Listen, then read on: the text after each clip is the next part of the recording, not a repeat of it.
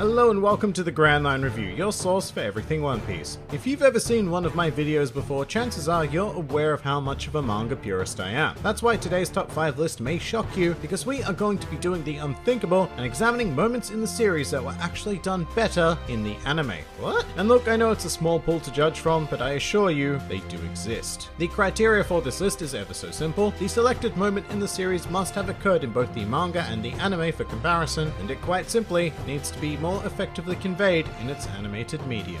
Easy as. So with that out of the way, let's begin. Welcome to the top 5 times the anime outperformed the manga. Number 5.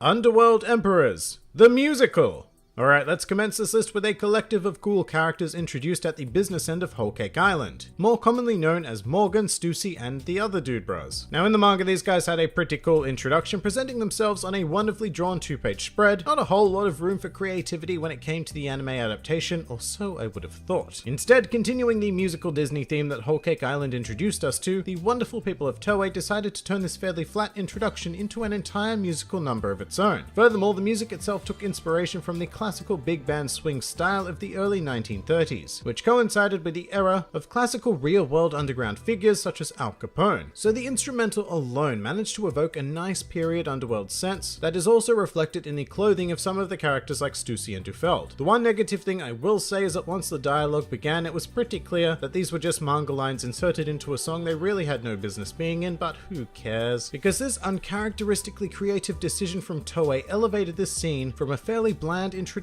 into a highly memorable and for the most part wonderfully animated scene that certainly outdoes its manga counterpart. Number 4.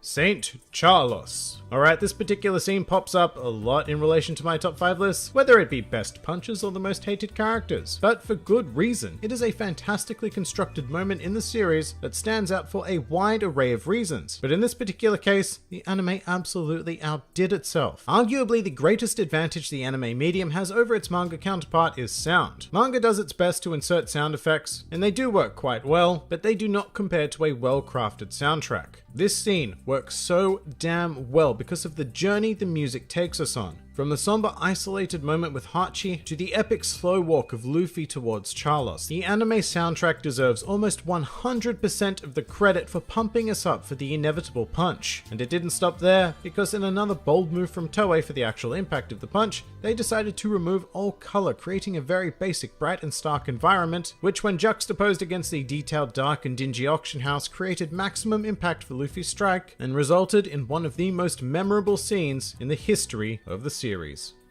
Number 3.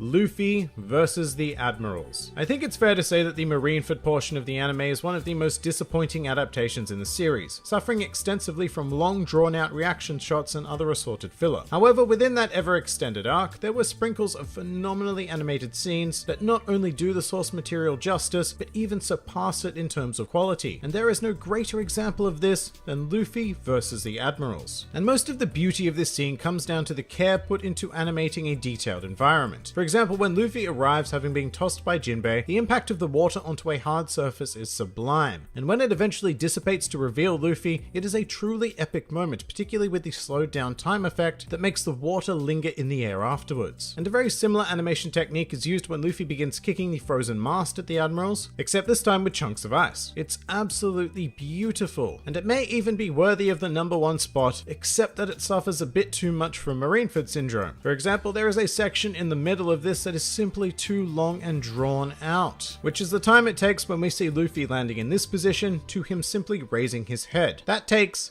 17 seconds. 17 seconds to convey a grand total of nothing. Oh, and also the scene gets split up over 2 episodes, which is really sad because we go from beautifully well-crafted animation to whatever the next team could shit out. But let's not dwell on this fact for too long lest we become Toei. For now, I believe the initial portion of this scene absolutely outdoes its manga counterpart. Number 2. Gear Second.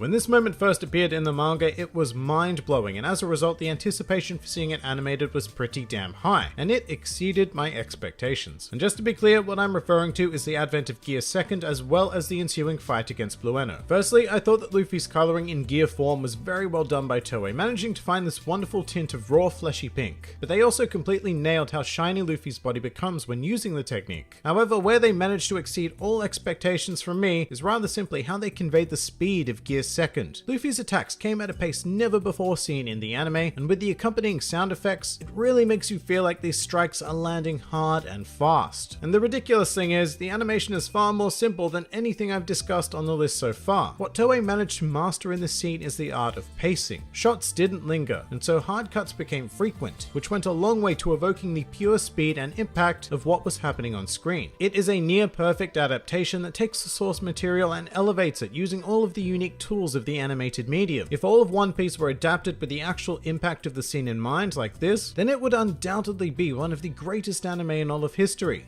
But for now, I'll settle on this scene being a rare example of a moment in Toei history where they surpassed the manga. Number 1. The defeat of Crocodile.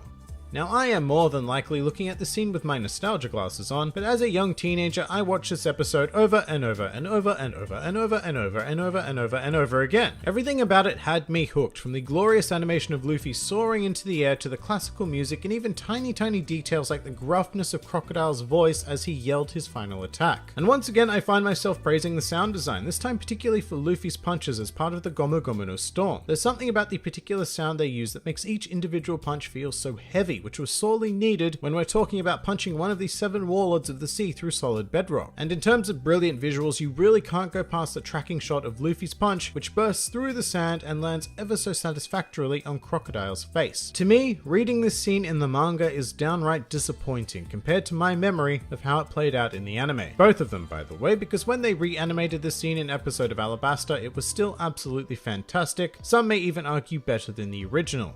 I wouldn't, but some might. In either case, this scene is the epitome of what an anime adaptation should strive for, to take the structure of the source material and bring it to life. And that is why the defeat of Crocodile stands at the top of this list. But that pretty much does it for the top 5 times the One Piece anime outperformed the manga. If you enjoyed this video, then feel free to like, favorite, or subscribe, and if you are in any way keen on supporting this independent channel, then please do check out my Patreon, Discord server, or Twitter, the links to which are in the handy description below. And finally, please do comment with your own chosen moments where the anime outdid the manga. This has been the Grand Line Review, and I'll see you next time.